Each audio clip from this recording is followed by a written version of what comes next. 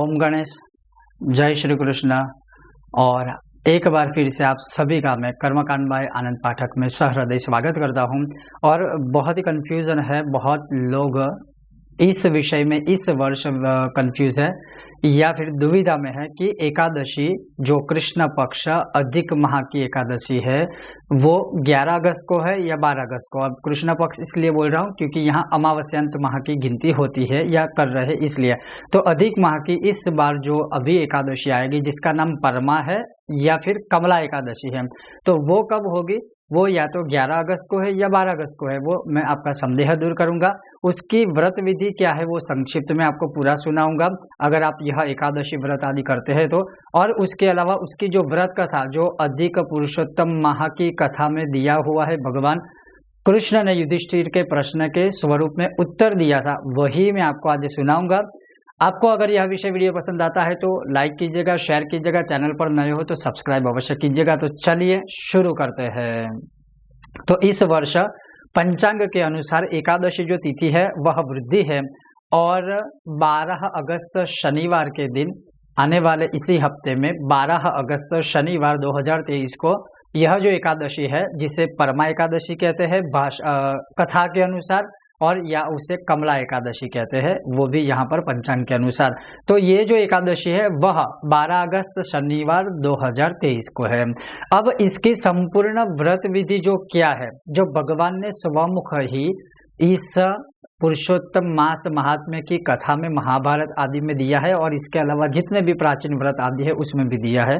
तो दशमी से यह व्रत विधि शुरू होती है, कोई भी एकादशी, लेकिन अधिकतर अगर इसकी बात करें भगवान के स्वमुख से तो दशमी से इसका आरंभ होता है।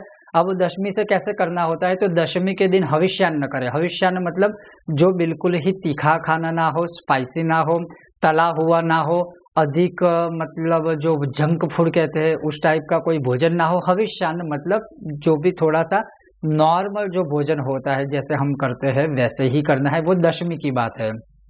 फिर रात्रि को भूमि शयन करना है। अगर आप स्वस्थ है तो, अस्वस्थ है तो कोई बात नहीं, अगर भूमि शयन ना कर पाए तो स्वस्थ है एकादशी यह व्रत करते हैं या करेंगे तो दशमी से आरंभ कर लीजिए। अब एकादशी की प्रातः काल उठकर, वैसे कथा के अनुसार देखें तो उस जमाने के अनुसार क्या है कि शरीर पर आंवले का चूर्ण है, गोमय जो गौ माता का मतलब गोबर होता है वह है, गौमूत्र आदि है और मिट्टी आदि है, उसका शरीर पर लेपन करने के बाद फिर नदी में स्नान करना है। ऐसा विधान इस कथा के मध्य में भगवान श्री कृष्ण ने युधिष्ठिर को बताया है। लेकिन वो उस समय की बात है। अगर आज की बात करें तो जहाँ भी लोग रहते हैं तो हर जगह पर नदी है नहीं, हर जगह पर ये सारी चीजें संभव नहीं है। तो उसका एक विकल्प ये है कि जब भी हम सुबह स्नान करते हैं उस टाइम पर गंगा आदि तीर्थों का स्मरण करें और भगवान से सिर्फ नमस्कार करके प्रार्थना करें, तब भी यह स्नान करने का फल प्राप्त होता है। यह व्रत विधि में दिया हुआ है। अब इसके बाद जैसे हम व्रत आदि कर ले, नित्य जो भी हमारा पूजा पाठ होता है, नित्य जो पूजा पाठ है उसको कभी भी मतलब छोड़ना नहीं चाहिए, वो कर लीजिए। वो करने के बाद जब आप यह एकादशी करते हो तो एकादशी व्रत के लिए यह स्पेशल जो परमा एकादशी है पुरुषोत्तम माह की जो सबसे बड़ी उत्तम पाप नाशक है और एक प्रकार से तीव्र दरिद्रता को दूर करने वाली है। तो जब आप यह एकादशी करते हो तो आपको एकादशी के दिन आपका जो नित्य पूजा पाठ आदि है वो पूर्ण करने के बाद हाथों में जल लेकर संकल्प करना है कि हे भगवान श्री पुरुषोत्तम, आप हमारे घर में जो भी दुख, दरिद्र और खास करके आर्थिक रूप से अगर आप समस्या से जूझ रहे हो तो वो दूर करने के लिए प्रार्थना कीजिए और फिर भगवान के सामने बोलना है कि इसीलिए मैं यह एकादशी का व्रत कर रहा हूँ या कर रही हूँ। वो जल है वो आप कहीं पर भी छोड़ दीजिए, पवित्र बर्तन में या जगह पर। यह संकल्प हुआ। संकल्प बिना कोई व्रत का फल कभी प्राप्त नहीं होता है। फला से हरदम भवेत् सदा, आधा फल प्राप्त होता है। तो ये संकल्प कर लिया, हो गया। इसके बाद आपको क्या करना है कि जैसे सबसे पहले भगवान आपके जो पुरुषोत्तम है अर्थात कृष्ण भगवान हो, राम भगवान हो या विष्णु भगवान है, नारायण स्वरूप जो भी है, उनके सामने गौ माता के घी का दीपक या तो तिल के तेल का दीपक प्रज्वलित करना है, दीपदान करना है। ये जो एकादशी है दीपदान कर लीजिए।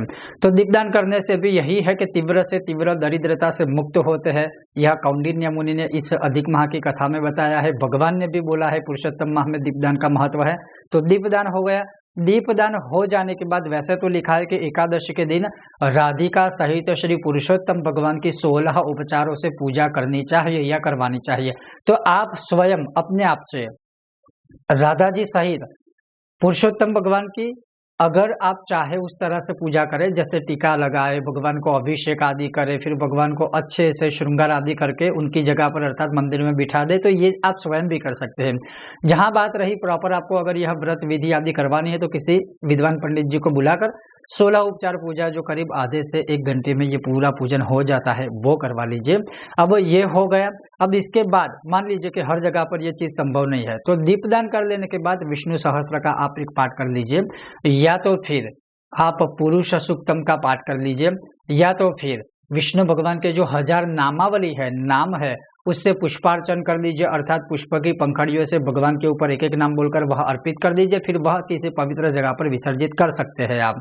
तो ये सारी चीजें आप कर सकते हैं। अब ये हो जाने के बाद जो पूरा दिन है, तो अगर जितना भी हो सके उतना कम बोलिए। इसका इसीलिए अर्थ जरूरी है, या यह नियम इसीलिए जरूरी है ताकि किसी से भी वाद विवाद ना हो। हाँ, जहाँ पर आप जॉब करते हैं, काम करते हैं, तो वो एक अलग भिन्न विषय है, लेकिन जहाँ तक हो सके क्रोध का त्याग करो, ब्रह्मचर्य का पालन करना है, भूमि शयन आदि करना है, जितना हो सके उतना बिन जरूरत अर्थात कम बोलने की कोशिश करो। किसी से भी कलह वाद विवाद आदि कुछ भी नहीं करना है। और जैसे हविष्यान्न करके 1-2 तरह की एकादशी इस माह में है। हविष्यान्न करके मतलब हल्का फुल्का खाना खा के, और दूसरा है कि पूरे दिन केवल फलाहार करके, सिर्फ और सिर्फ केवल और केवल फलाहार करके यह एकादशी व्रत कर सकते हो। फिर रात्रि काल में जागरण का महत्व बहुत ही बड़ा बताया है। क्यों है मैं आगे कथा में सुनाऊंगा। रात्रि काल में जहां तक हो सके जितना आप जग सको रात को उतने तक जगराता कीजिए, जागरण कीजिए। और जागरण करते करते भी और किसी प्रकार से मतलब मूवीज वगैरह देखते देखते या सीरियल वगैरह देखते देखते जागरण करने को कथा में नहीं लिखा है। भगवान का स्मरण करते करते जागरण कीजिए। ओम नमो भगवते वासुदेवाय की माला कीजिए, ओम नमो नारायणाय की माला कीजिए, विष्णु सहस्त्र का पाठ कीजिए, भजन कीर्तन जो भी हो सके सत्कर्म करते करते, दीपदान करते करते जागरण करनी है, जगराता करना है। अब ये हो गया पूरा एकादशी का व्रत। ये सिंपल सरल विधान से द्वादशी को उठकर भगवान विष्णु से फिर जो अपना नित्य कर्म आदि है वो पूरा कर लीजिए, स्नान आदि करके फिर भगवान विष्णु के सामने बैठकर जो संकल्प लिया था उस संकल्प से मुक्त होइए, उस संकल्पों को छोड़ दीजिए। जैसे बोलना है कि कल मैंने जो संकल्प लिया था आपसे, आपके लिए, मुझसे जो भी व्रत जो भी नियम आदि हो पाए हैं वो मैंने किए हैं, हे नारायण आप उसे स्वीकार कीजिए, स्वीकृत कीजिए। हाथ में जो जल है वो किसी पात्र में छोड़ दीजिए, फिर किसी पवित्र जगह पर उसको आप विसर्जित कर सकते हो। ये हो गया। अब यह व्रत पूर्ण कब होगा कि इसके बाद लिखा है कि किसी भी ब्राह्मण दंपति को या ब्राह्मण को आप अपनी शक्ति के अनुसार कुछ भी दान कीजिए। अगर ऐसा नहीं हो सकता है तो कोई बात नहीं, देश काल अनुसार आप कोई भी और दान या किसी को भी जरूरतमंद को दान कर दीजिए। फिर वह कर लेने के बाद उसके बाद ही आप अन्न खाना शुरू कर सकते हैं, क्योंकि इसमें यह है कि एकादशी पर आपने जिस अन्न का त्याग किया है उसी अन्न का द्वादशी को किसी ब्राह्मण को दान करना है, और वो जब तक नहीं खाएंगे तब तक आप नहीं खा सकते हो। इस एकादशी का यह महात्म्य है।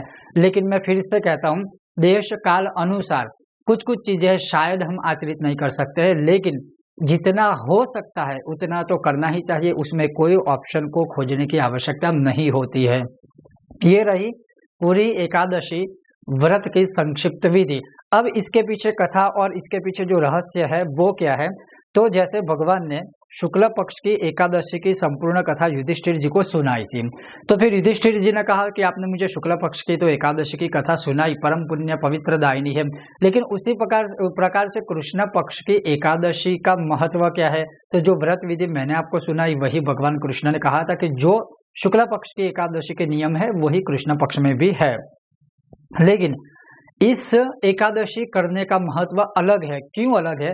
क्योंकि यह एकादशी स्पेशल है। जो लोग आर्थिक रूप से दरिद्रता से मुक्त होना चाहते हैं उन्हें तो अवश्य यह एकादशी करनी चाहिए, क्योंकि कुबेर को भी जब रावण के द्वारा उनकी ही लंका से निकाला गया था तब कुबेर ने भी इसी एकादशी का व्रत किया था, और फिर वह धनाधीश का वरदान प्राप्त करते हैं, अर्थात धन के देवता का वरदान प्राप्त करते हैं कुबेर जी इसी एकादशी को करने के बाद।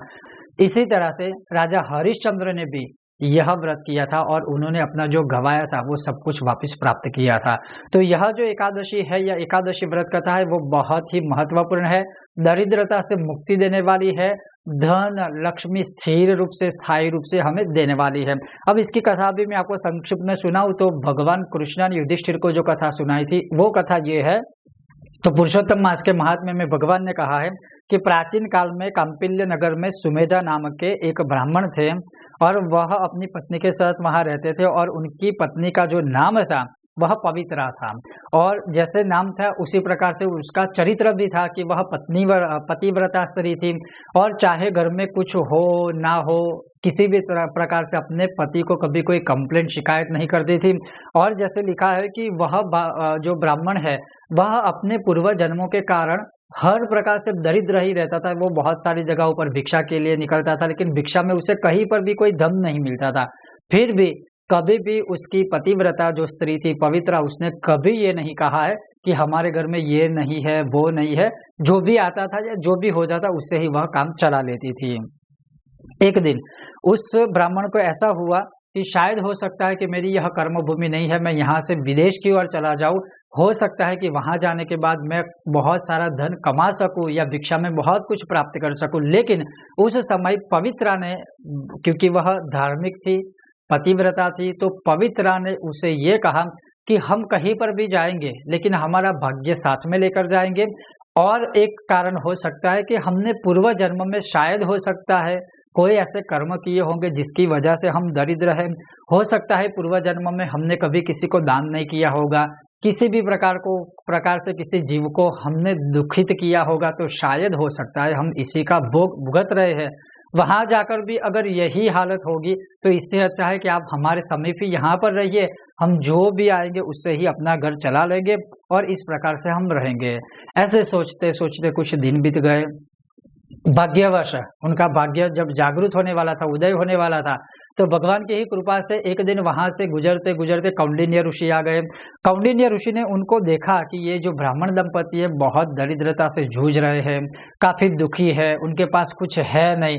फिर भी वो जो पवित्रा थी, पतिव्रता स्त्री थी, वह प्रसन्न रहती थी। वह देखकर कौंडिन्य मुनि ने उनको यह उपाय बताया कि आप ऐसा कीजिए कि जो अधिक पुरुषोत्तम माह अभी 2 महीने बाद आने वाला है, तो आप उस माह की एकादशी व्रत विधि विधान के साथ कीजिए और पूरी रात जगराता करके भगवान श्री पुरुषोत्तम का स्मरण आदि कीजिए, तो अवश्य ही आप इस दरिद्रता से मुक्त हो जाओगे, इसमें कोई संदेह मत रखिए। क्योंकि इसी एकादशी के व्रत से कुबेर धनाधीश बने थे, राजा हरिश्चंद्र ने भी सब कुछ प्राप्त किया था।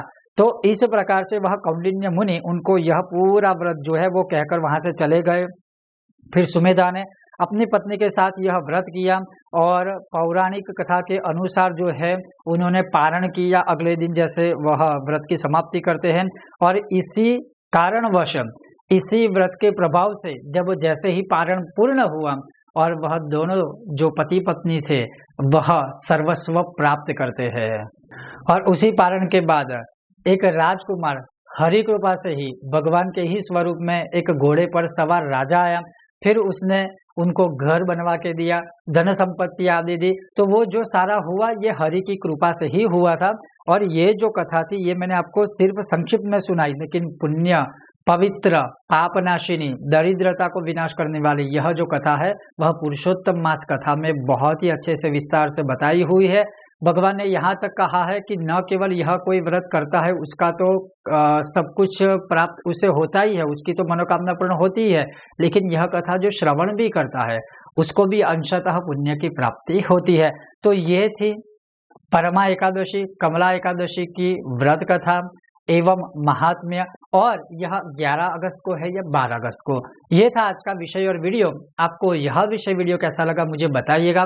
और अगर आपको यह विषय वीडियो पसंद आता है तो अवश्य लाइक कीजिएगा, अधिक से अधिक शेयर कीजिएगा। चैनल पर नए हो सब्सक्राइब करके घंटे का आइकन अवश्य दबाएगा। बहुत जल्द मिलते हैं नए विषय और वीडियो के साथ। ओम गणेश, जय श्री कृष्ण, जय सिया राम।